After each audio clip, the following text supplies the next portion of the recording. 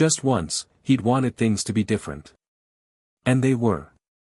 He smiled as he took off the jacket and hung it ready to place it carefully in the zip bag the hire company had provided. Then it was the trousers. The shirt was his own, it had been largely concealed by the suit. People rarely looked beyond the surface. From his rucksack he brought out and unrolled his well-worn plain black trousers and slipped into them. Transformation complete, he left the cubicle and stood in front of the mirror. Was he really so different? He knew the answer. The change was entire and seismic in scale. Leaving the toilets, he walked up the corridor and in through the staff entrance, stowing his bag and hire suit in his locker. Here, he composed himself.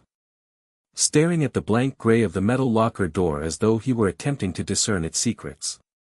Then it dawned on him. The door was just the same. The difference was in him. He'd crossed the line and entered their world. Something had changed.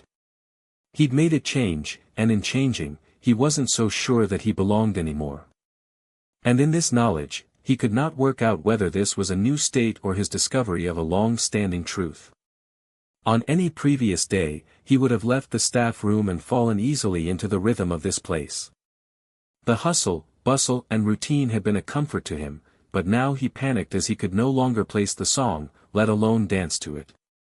He would have to face the music though. He had work to do and there was unfinished business that he had to attend to.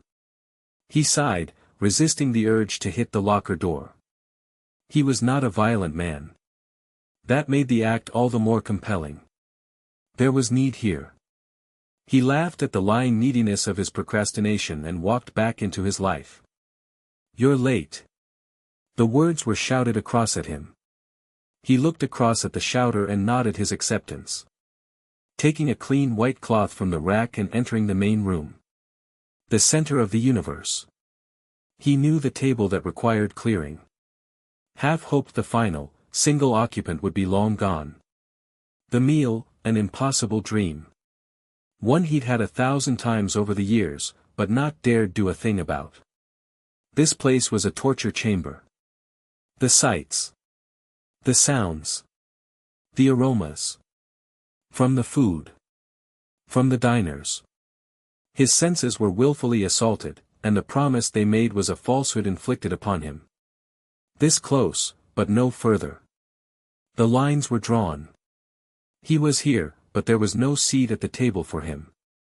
You had to earn that seat, and even then, you had to book 6 months in advance and hope you got chosen. And of course, she was still there.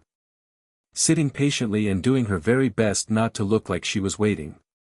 Desperately trying not to give any impression that she was watching the door to the bathroom. Certainly not giving away the growing anxiety that she'd been jilted. Left alone. Swallowing down the worst of fears, abandonment. The bill had been P.